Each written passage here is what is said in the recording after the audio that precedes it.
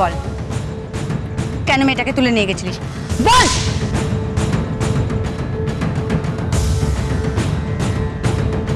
गुस्से वाली लड़की पसंद तुझे? गुस्से वाली ना, गुस्से वाली। देख देख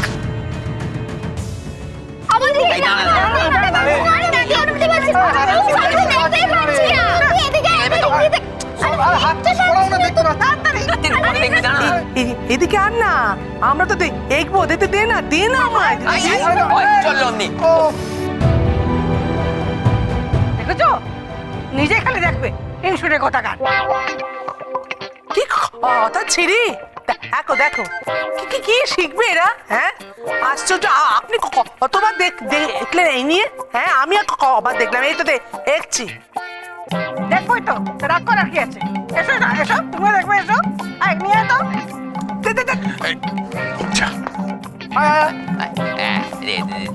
পুরোটা দেখি।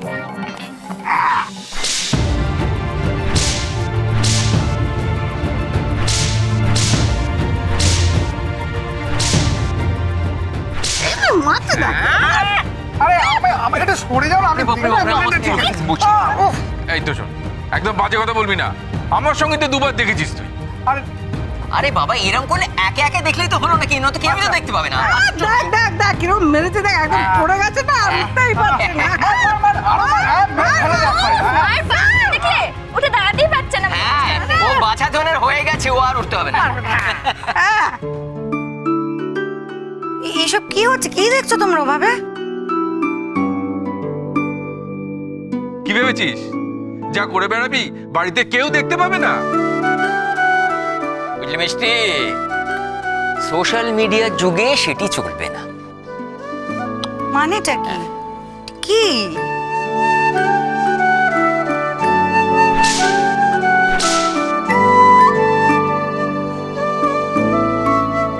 কি কি এইসব কোত্থেকে পেলে? এটা হচ্ছে, আরে কাম্মা, এটা সোশ্যাল মিডিয়া। এখন কেউ কোনো ভিডিও করে সেটা সঙ্গে সঙ্গে আপলোড করে। নিকুচি করেছে সোশ্যাল মিডিয়া। এই ধরো, এরপরে তুমি কোনোদিন কোথাও অ্যাকশন করছো, সেটা আমরা বাড়িতে বসে লাইভ দেখতে পাবো। ওকে, ওখানে দাঁড়িয়ে কেন? আসুন, দেখুন আপনার মিষ্টিমে কি কাণ্ডটা করছে। বাবারে, আমার দেখে ভয়ে বুক ঢিপ ঢিপ করছিল। হ্যাঁ, আমাদের বাড়ির মেয়ে ভর সন্ধ্যেবেলা গুন্ডা ঠেঙাচ্ছে। একা কি হচ্ছে এগুলো? দেখো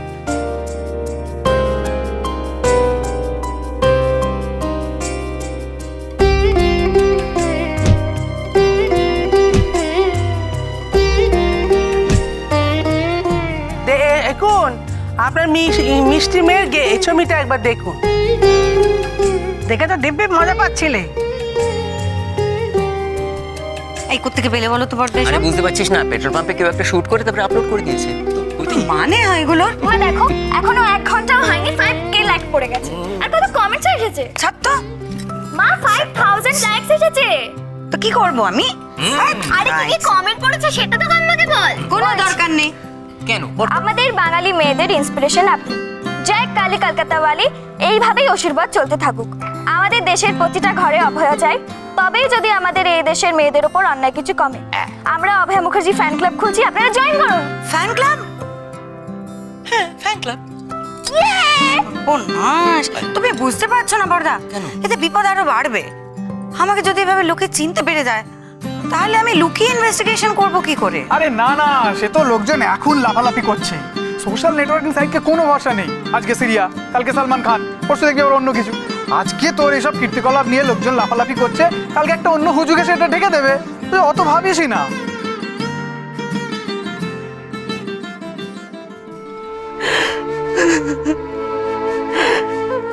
তোর উপর খুব অত্যাচার করেছে না রে মা ওই শয়তান লোকটা।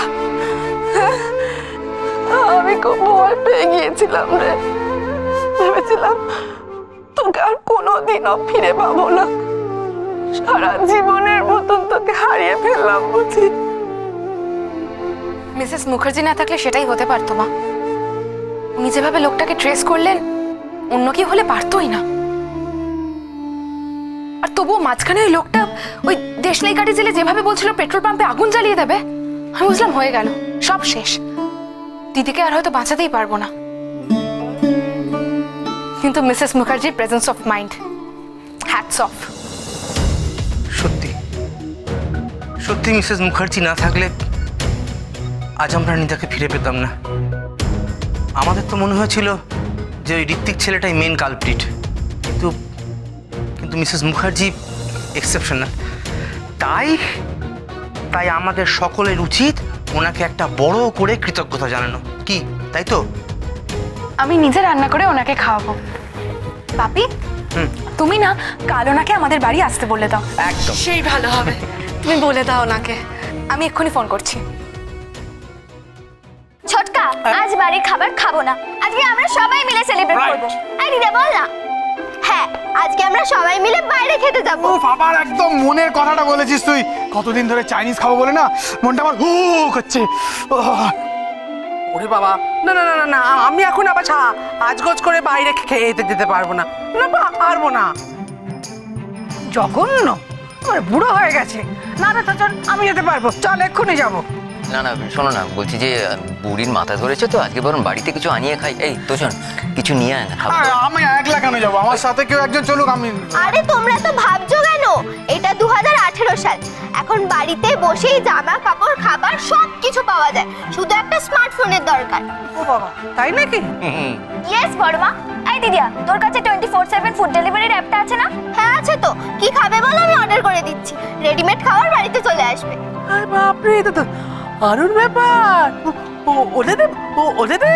হ্যাঁ, সবাই এত স্মার্ট হয়ে গেছে দেখছি যে বাড়ি থেকে আর কারো বেরোনোর দরকারই নেই। ওমা, উপাসনা ফোন করছে। হ্যাঁ বলো উপাসনা। হ্যালো মিসেস মুখার্জি, বলছিলাম যে আমি, মা, বাপি, দিদি আমরা সবাই আপনাকে ধন্যবাদ জানাতে চাই। তাই দিদি বলছিল যে ও নিজে হাতে রান্না করে আপনাকে খাওয়াবে। কাল সন্ধেবেলা কি আপনার আমাদের বাড়িতে আসা সম্ভব হবে? না না, এইসবের কোনো দরকার নেই উপাসনা, প্লিজ। দেখুন, আমার দিদি কিন্তু ভীষণ ভালো রান্না করে, না এলে মিস করে যাবেন। তাহলে আর কি করে না করি। বেশ ঠিক আছে, আসবো খন। ওকে, তাহলে কাল দেখা হচ্ছে, রাখছি। হ্যাঁ হ্যাঁ, দেখা হচ্ছে। উনি কাল আসছেন। কাম্মা, অর্ডারটা তাহলে দিয়ে দিই। তার টাকাটা কি এখানে এসে নেবে না সেটাও অনলাইন? ওটার জন্য তো বাবার কার্ড আছে।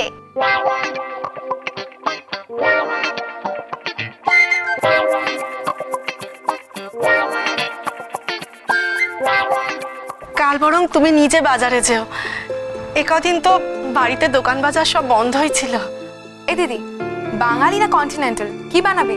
বাঙালি। কালি কলকাতা বালিকে বাঙালি খাবারই খাওয়াবো। বাপি, আমি তোমাকে লিস্ট বানিয়ে দেবো, তুমি সেই অনুযায়ী নিয়ে আসবে। এখন আবার কে এলো? দাঁড়া, আমি দেখছি।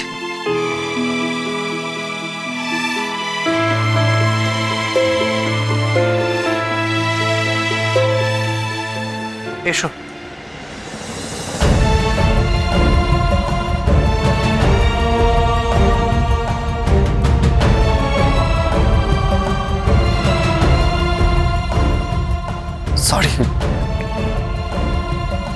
সরি নিতা।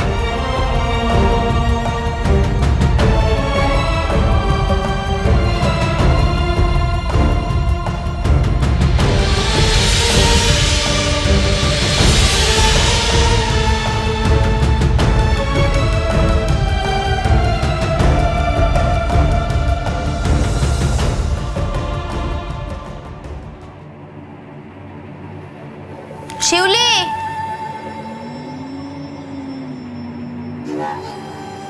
এই যে বৌদি আপনার টিফিন। হ্যাঁ দাও। চলো চলো চলো, অনেক দেরি হয়ে গেছে।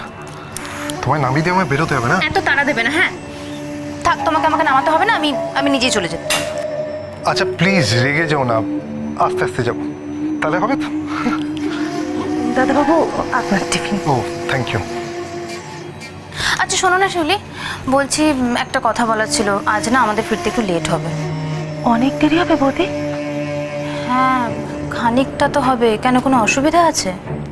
আসলে আমার ছেলেটার না ধুম জ্বর, মেয়েটার কাছে রেখে এসেছি, তাই। ও শোনো না, বলছি আজ মুভি দেখে বাড়িতে ফিরে ডিনার করি। ঠিক আছে। ঠিক আছে। ও হ্যাঁ, একটা কথা একদম বলতে ভুলে গেছি, মিতুলকে স্কুল থেকে এনে খাইয়ে দাইয়ে ঘুম পাড়াবে, দুপুরবেলা যেন মাঠে ছুটতে না চলে যায়। এবার কিন্তু সত্যি সত্যি দেরি হয়ে যাবে। হ্যাঁ সত্যি, আসি। এসো। জয় কালী, জয় কালী।